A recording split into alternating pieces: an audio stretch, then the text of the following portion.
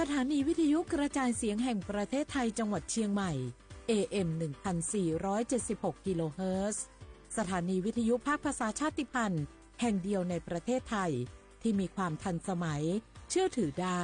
สร้างอัตลักษณ์กลุ่มชาติพันธุ์สู่สากล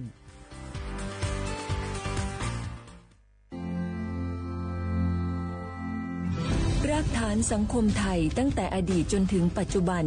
เคารพเทิดทูนสถาบันพระมหากษัตริย์เป็นศูนย์รวมจิตใจที่เหนียวแน่นของคนไทย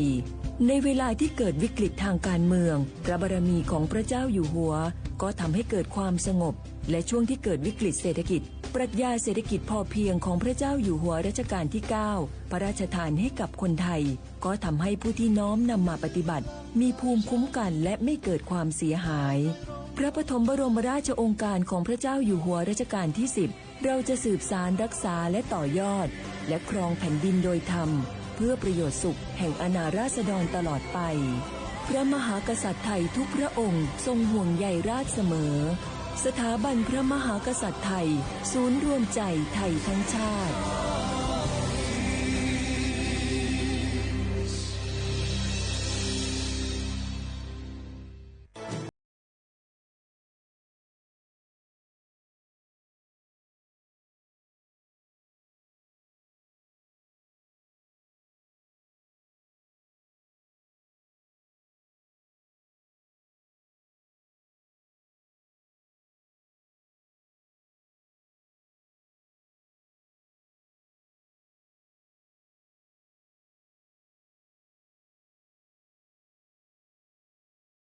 ร้ายรุมแกล้งเผยแพร่ความลับผู้อื่นนำความลับหรือภาพลับผู้อื่นมาเปิดเผยผ่านออนไลน์หลอกลวงคุกคามข่มขู่ให้ผู้อื่นหลงเชื่อเพื่อหวังทำไม่ดีไม่ร้ายหรือหลอกลวงด้วยวิธีการต่างๆสร้างกลุ่มในโลกออนไลน์เพื่อโจมตีกีดกันตั้งเพจแอนตี้โจมตีคนที่ตัวเองไม่ชอบเพื่อการโน้มน้าวให้คนอื่นรู้สึก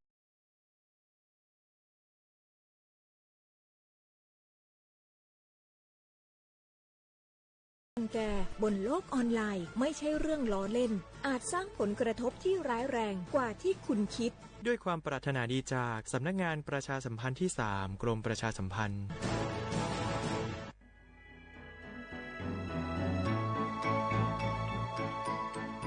การปกครองระบอบประชาธิปไตยจะมีความมั่นคงก้าวหน้าเพียงใด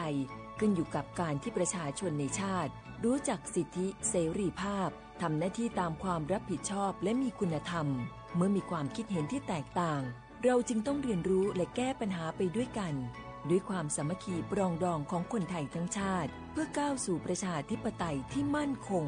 รู้สิทธิรู้หน้าที่ตามวิถีประชาธิปไตย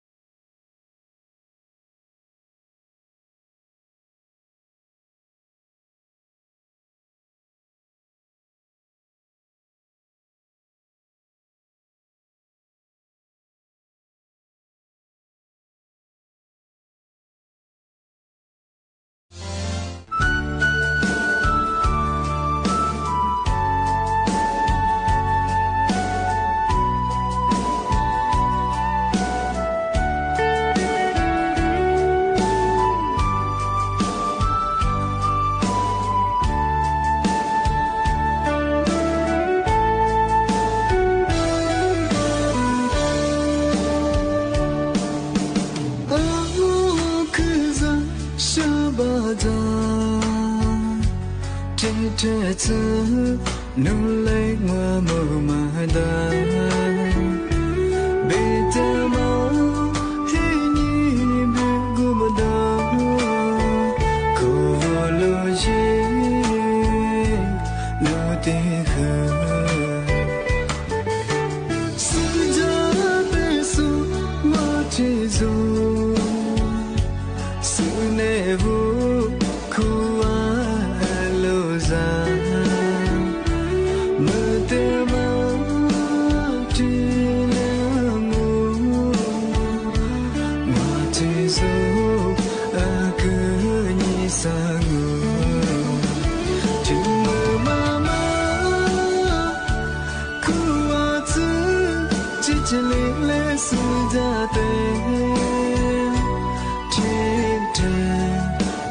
cô đơn mà rồi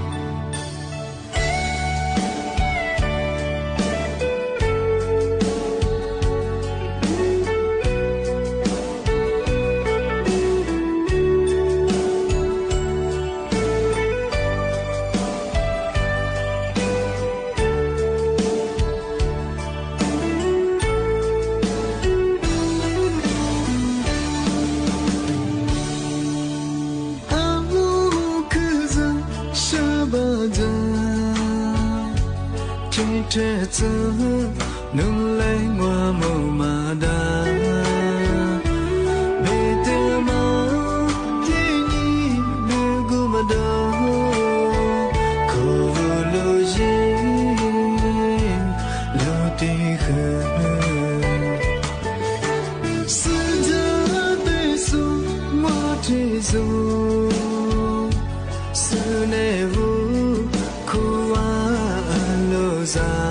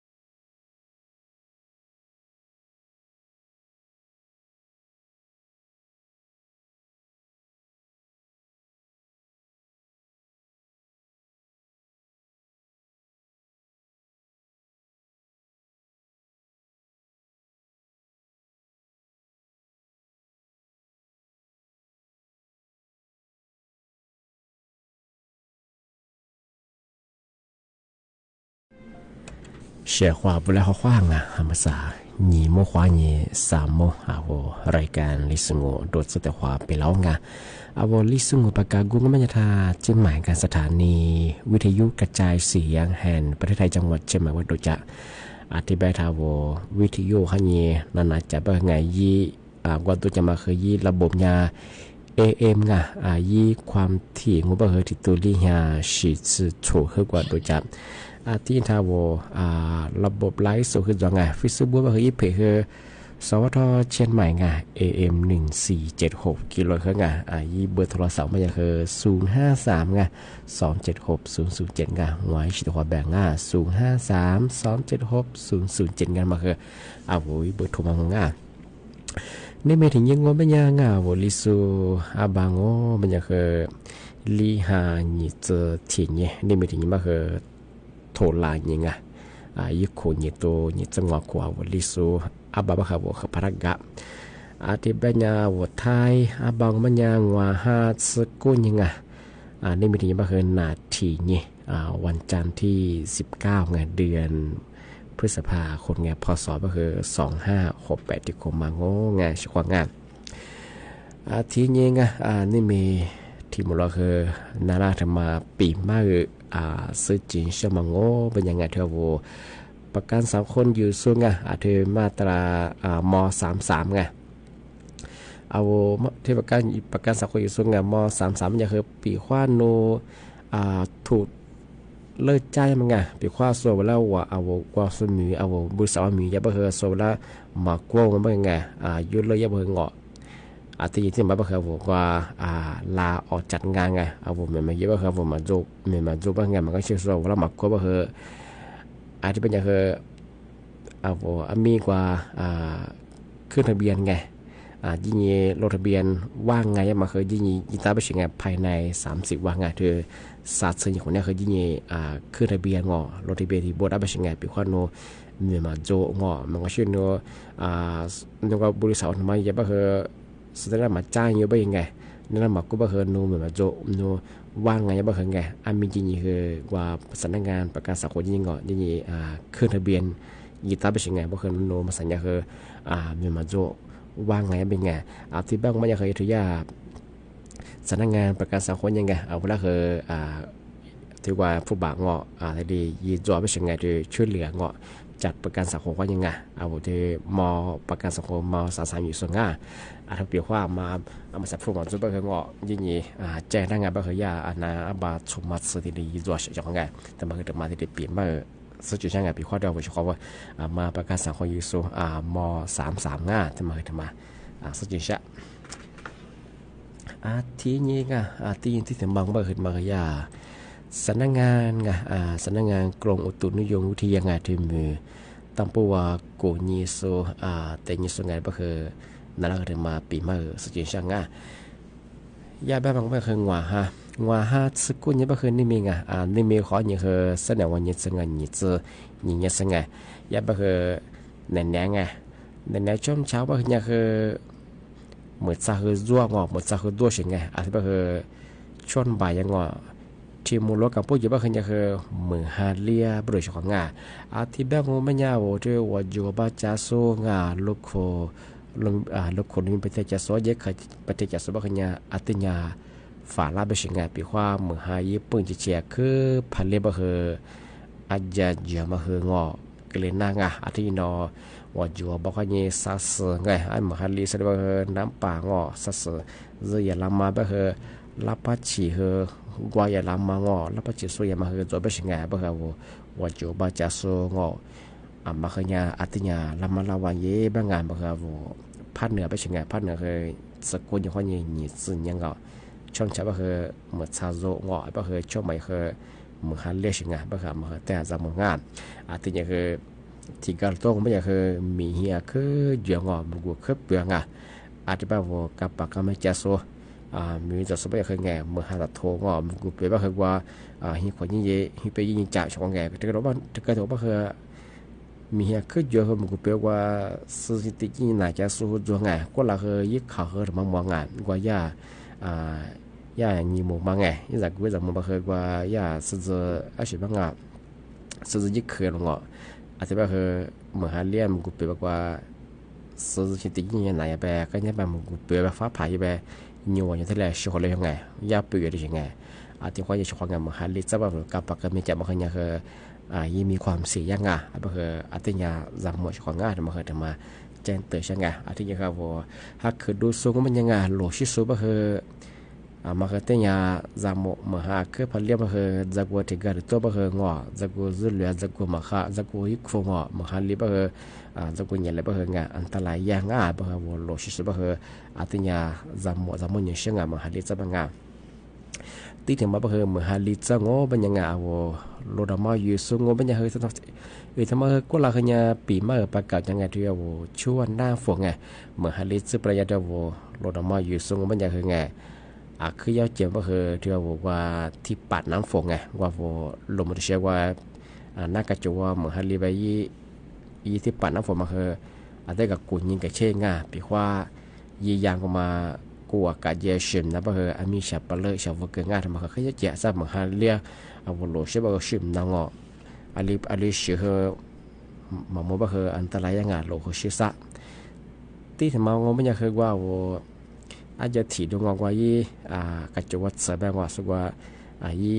อาจจะเตยมันไงเป็นมาคือยี่ตลอดเตยดังอ่ะปีข้อแบบนั้นเนาะอาจจะความฟุ้งเป็นรับชิมแบบว่ามันจะเชื่อกัจจวัตรก็พอได้ไปว่าจะว่าเสริมได้ไปโลชิมในช่วงงานมาถึงมางานที่นี่ที่ว่าโลไงโลมาคว้าสื่อยังล้อแต่กับกูยิงกับเช่งานที่ก็จะไปนี่สักคุยอยู่ยี่อ้วนมา做些งานแต่ว่ายี่ดอกยาวมาเนี่ยมา做มาเกลียงงานไปโลชิไปจะกูรุ่นเหลืองอ่ะไปโลมาคว้าสื่อแต่กับกูยิงกับเช่งานแต่ก็จะไปอยู่ซะแล้วยูทูบเบอร์บางคนงานว่ายูทูบเบอร์ห้ามาด้วยอย่างช่วงงานมาขยันอันตรายจะวันโลคือเสียจะว่างอยูทูบเบอร์มาจะโนโลเสียไหลไปงอจะหัวติ้วเปล่าหลบไปไปสุดแล้วก็ยูงอมาขยันมีความผิดด้วยช่วงงานจะสุดแล้วยูไปสุดแล้วโลหัวรับผิดชอบยามมางอมาขยันที่เนี่ยจำมางานปีว่าโลยางไอเทียยางล้อมาไงลมคอสมาโลว่าแต่กันยังเนี่ยสัตว์เด็กคุยเยอะแต่ความมาปนด้วยสุบะไงมีกับกูยิงกับเช่งามฮันลิจะมายาที่ยานตะไลยังเหาะมาถึงมาสุดที่เช่าช่วงงานที่ยังกว่าโลยี่เบะแต่กับกูยิงกับเช่งานน้ำมันเบ็ดน้ำมันคาดถึงงานน้ำมันเกียร์ถึงงานยี่เบะก็จะเจงานไปข้อโนยี่เบะก็มันดาบะไงมีชาเกงอชาวเลือกงาชาวเลือกช่วงไงเบะก็จะเจงอยเบะพับชุมมาโลหนำในไงมาคันลิสเป็นอย่างอันตรายยังไงบ้างครับโลอยู่สุภาพมาตัวสภาพรถไงโลกับกูยิงกับเช่งอ่ะอันละมาเบียร์นั้นแบบจีชาปาเลยี่ชาเกยของงานมาแต่มาเจนเตยชาวจากดังที่นี่ที่ถึงบางโง่เป็นยังไงกรงอนามัยไงเธอน่าจะเป็นพวกกว่าชิโซยาปีหัวสุขภาพเป็นยังไงมาสามาคันลิสดูแลโง่เป็นยังไงชาวบ้านมากดเดือมาดูแลสุขภาพเย่บางงานมาฮันลิสบ้าคือเรียกว่านะคือจามว่าบางคนไข้เลือดออกไงมาสัมผัสไข้เลือดออกคือโจงอโควิดนะคือโจไข้หวัดใหญ่คือโจไงเมื่อฮันลิสบ้าที่ว่าจะเป็นนักว่าเหตุมันนะคือมีอะไรไงบ้างคือมากดเดือมาเรามาลองว่าเย่ไงเอาสักไข่ตาบ้าคือจอบพอจะมีแต่ขวดจ้วงอที่ยังยิบเวแต่ขวดจืดไงที่แต่เมื่อไรบ้างกับปากกันไม่จะบ้างไทยเย่งอมันคือจะบ้างแต่เมื่อไรบ้างเหตุทุกมาก็ดูหลังก็กับขวงบ้างยาอาจจะโคเสเลยใครเลือกออกตรงว่าใครมันเรียกกันได้กันได้งานช่วยมาฮันลิสบ้างงาที่ยังชอบได้ช่วยงานในบ้างมันชาอาจารย์ที่มุลบ้างมาฮันลิมันคือเจนในบ้างที่ยังเจ้างาบ้างอากาศแปลงปลวงอาจจะชาจะเจ้างาบ้างยังอาจจะจะกระโดดบ้างชินในมาคาสุบ้างอาจจะแต่มาหาทัวมาทำตัวหนาหัวงอแต่ยังเลยว่ากูดูเลยหนาหัวงาบ่มากดเดี๋ยวมาดูแลสุขภาพเยอะไงช่วงนั้นมาอยากกรงคนนั้นมาค่อยทีฝากแจ้งเตือนฝรั่งชินเนี่ยข้าใช่บ่มากดเดี๋ยวมากว่าช่วงไงสุขภาพที่คือมันยังกูละขึ้นเนี่ยปากกายองไงก็ยังเกี่ยงพามันน่ารักมันยังมาช่วยเนี่ยกว่าช่งอดูแลสุขภาพเยอะพันน่ารักมันยังเนี่ยมาเปียช่วยอะไรกว่าจีเชื่อหมัวจีอาชีพจ่ายเชื่อหมัวจ่าง นาที่จะมันอยากขยักคือฮิจงาชของไงมันนุ่มชิวงาบ่คือธนาเจงามาให้เลยจะบ่คือมาหาโทสิเลยคือจ้าวุดุนนาวจ้าเป็นเลยบ่คือเงาะบ่คือมาเปียวชิจงาในเสียเยอะในสักวันจะมันงาจ้ามีหมอเยบ่คือยังสนางอมีตากูเลยชวงไงบ่คือมากดยามาดูแลสุขภาพยังไงมาลิจะเป็นยังที่ยังที่ทำงานทำยาสำนักงานตำรวจเขาเนี่ยคือแจ้งเตือนพลังงานอามาสบายากลุ่มมิชาชีไงอ้างเป็นที่คนหนูเจ้าหน้าที่ตำรวจเป็นยังไงแล้วเขาทุกพลังมีข้อมูลเพิ่มเติมในช่วงงอโนคดีอันนี้ก็เลยมีคุกแล้วโนคดีกว่าที่ยาสติตะพงไงก็เลยยังเป็นยังไงโนยุข้อมูลที่จบก็คือนั่นแหละคือรายเงินแรงงานตัวจะมาโจงอที่นี่ก็คือยิ่งไปสารโจไปมีรายไปแรงงานตัวก็คือทุกพลังงานมันก็คือใช้ได้ยังไงไทยญี่ปุ่นหมดสิ่งไงก็คือนะถึงมาที่ดีแจ้งเตือนยังไงมันสับก็คือกลุ่มมิชาชีแกนคอสินเตอร์ก็คือเอาที่คือประกาศจะคือกระโดดบ้างยังคือมาสู้ๆด้วยไงที่ดี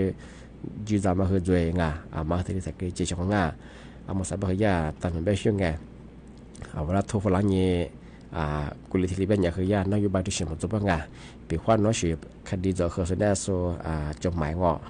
หนังสือเรียกตัวสิ่งไงบางคนนึกว่าสพว่าย่าสำนักงานตำรวจเยอะเคยที่นี่สอบถ่ายไม่น่าสิ่งไงกว่าระบบออนไลน์ข้อนี้เยี่ยมมาใส่เยี่ยงงานมาขยะอันตรายยังอ่ะเอามาใส่เบอร์หลักสุภาพขยะมาขาดโซ่กับยางอตอนนั้นชื่อยุบปอยยังเหรอว่าคือจะมาไว้ข้อมูลสูงพลังมายุข้อมูลเกิดละมาคือมีอ่ะตอนนั้นมันง่ายช่องไงเนี่ยพันในแบบที่ลงมาคือจำหมดช่องไงมาใส่เบอร์หลักสุภาพขาดโซ่คือมีอย่างอธิบายยังไงมาซะนั่นแหละคือมากว่าที่ว่าkenanganทำกว่านักญาปกว่าเดี๋ยวว่าจุดว่าเอาเฉพาะทางเอามาใส่ลาสูงสวัสดีครับเขาคว้างงชอนมาเล่นตัวใจบ่คือทัดไทยเราจะเอามาใส่บ่คือจิหมายบ่คือเนี่ยหมู่กว่าคือในเซซ่าดาวมือฮะคือลิฮะดังมาสมใจบ่คือมาคดีมาคดีบ่คือที่โจงบ่คืออัตญาฝาลาชของเอามาหาทุกเสเลยคือมาค้างเอาวันลุชิสุบะเฮก็แต่ยังจำมึงมาดิจะบะเฮอัตรายงอจะกูจุดแหละบะเฮบ่เหลือเหลือกางมันจะก็เชื่อจุกุติงานลุชิบะงา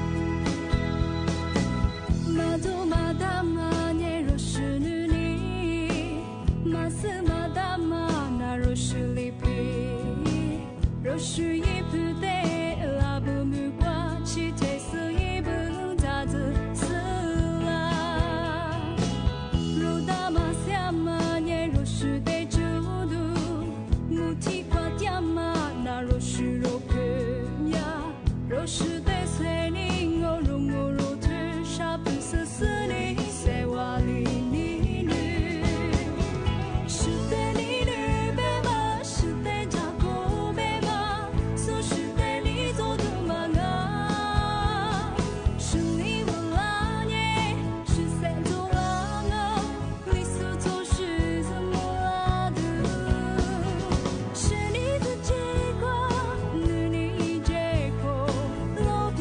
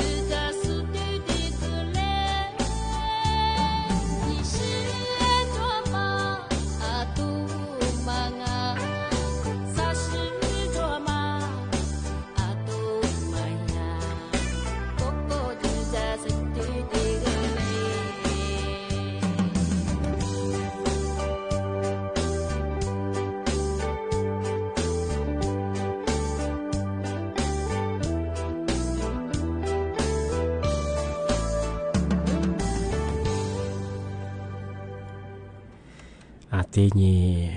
ที่ถึงมาจากว่าไงทำไมก็ละประกาศปีมาอย่างไงที่มาสาวมาทุเรียนไงทุเรียนจากชิโซงวุจากชิโซก็มาขยันที่เนี่ยแล้วมาเล่าว่าอย่างที่เนี่ยจำว่าเป็นสิ่งไงที่ว่าระบบออนไลน์เขาอย่างไงว่าวัสดุไงมุสาก็ระบบออนไลน์เขาอย่างยี่เพมแบที่ต่อมแบไงยี่ไลน์แบยี่ปอกขึ้นอย่างฟิบุยี่ปอกขึ้นอย่างยาทุเรียนผมยังมาเคยยิบผิวคือผียังไงทำไมเขาว่าชีวิตเป็นที่ประกาศจะคือที่ก็ตัวเขาเนี่ยมาสู้ๆที่เลยสายใจเห็นไปสุดท้ายไปทุเรียนเขาหมูวางผู้บังเขาบิวยิบผิวคือผียังเสียงว่ายาวอย่างมั้งอันนี้ยูบิรูปภาพวิดีโอว่าสู้คนแต่ละเนี่ยทายายิบผิวว่าโรยเนี่ยโฆษณาเนี่ยว่าที่เลยคือเวลามันยาเสียงไอ้ปอยาสำนักงานตำรวจเขาย่ายิบผีมันกับกุญก็ใช่ปะเนี่ยยิบผีปองฟิบุยิบปองปะเอามาทุเรียนจากสุบว่าฟิบุควายเนี่ยวัวจะมาใส่มาเนี่ยที่เนี่ยจำมัวช่างยิบผียับแบบกว่าจะโนเบอร์ยังสุดท้ายทุเรียนมันว่าจังฟุบปุ๊บสูง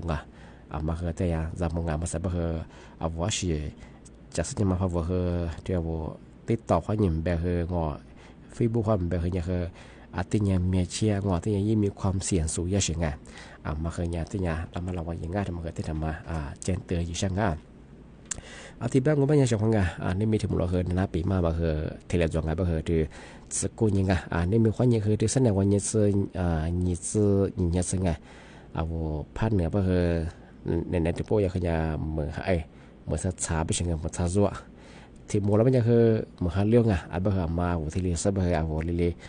จากว่าเรียนวางแผนจะเป็นไงแต่ก็รู้ว่าเหมือนช้าในนี้ก็เหมือนช้าแม่ผมจะในนี้แค่สื่อว่าไงเรื่องจะถึงมูลคือหัวสะบ่เหมาที่เรียนสับสอบผ่านเดือนน่าเสียงเป็นข้อนอนในกว่ายาอาชีพยังไงก็ยังคือสกุลอย่างว่ายังไงนี่สื่ออย่างเงี้ยเสียงมันคือที่ยังยาแต่ฝาเตยมันยังคือเดียวว่าอันเดียเคยจะส่งลูกโฟลงไปเทจะส่งว่าอยู่บ้านจะสบายเหมือนคือพันเลี้ยบยังคือว่าพออันจะจะมางมีชากว่ายังมาคือที่ดีคลีน่าไปสิ่งงานไปคือมาคือแต่เรามาเราว่าอยู่ช่วงงานที่แบงก์มันยังเสด็จนะสมมติว่านี่จริงมั้วแต่ความมันแหละความว่าชาวท่าวิธียุคนี้น่าจะสู้ที่ท่าว่าฟิสิบุคคลยินตีสู้ยีไลสุดก็คือข้างงว่าชาวท่าคือบุญนั่นแหละคือจุดที่จะมาฟูใจชีวิตความยาวว่าเจ้าชาวที่นี่คือน่าจะเป็นคือทำจุดเจ๋งแล้วก็เจอคนจะคนดัวไปเปลี่ยนยี่กุยเจ๋งอาชีพมาใช้เจ๋งชาวที่นี่คือจะเป็นมาสักเมื่อที่เมื่อหาลิซดูแลบางบางอย่างมาก็เดี๋ยวมาดูแลสุขภาพยังเมื่อหาที่ก็โทเสร็จแล้วก็จะว่าที่ก็โทก็คือสุขภาพมาคาโซชินมาคาโซคือมาโทเสร็จแล้วก็จะอุดุนาแหล่หรือว่าหนาบางอย่างที่ก็ว่าขึ้นหนาบางหัวใหญ่ต้าซื้อเปย์ยังบางแต่จำมันชาวที่บางนี่เมื่อหน้าปีมาคือที่แหล่จวงที่แบบสั้นในนี้สมมติว่านี่จิมวงทุกความมันแหละความว่าสุขภาพคือบ่งข้อสวัสดีครับ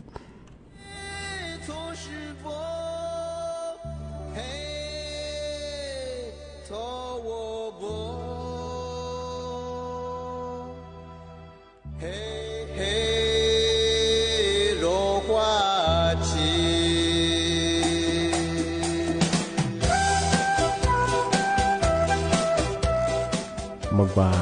ที่จะไม่เคยจำแบบดวงบางอะไรมาจำแล้วมาดูเยี่ยฟ้าเป็นยังเคยถัดดูไปสิ่ง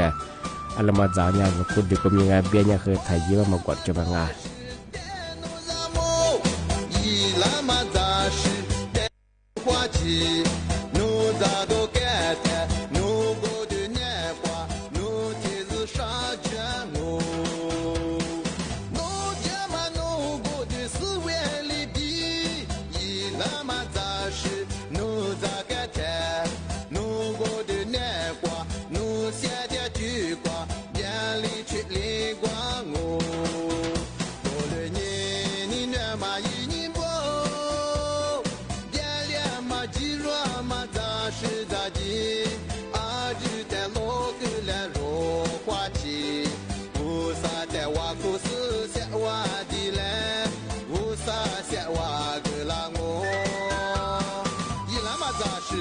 娘，是那管嘛咋是提示我，犯了嘛都是都干的，错了别个事都提示我。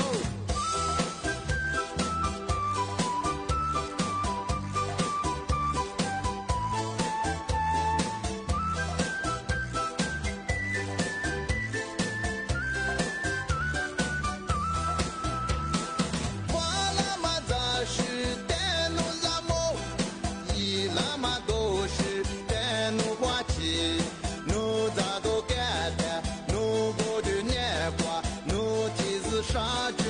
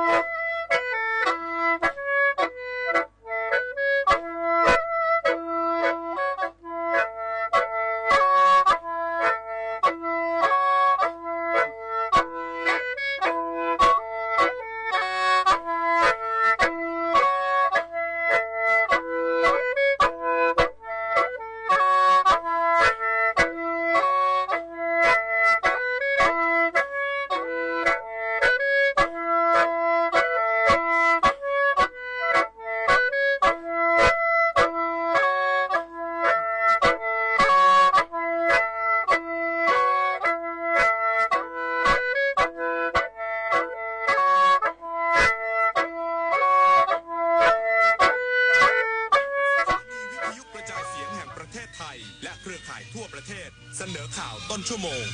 รู้เร็วรู้จริงเกาะติดทุกสถานการณ์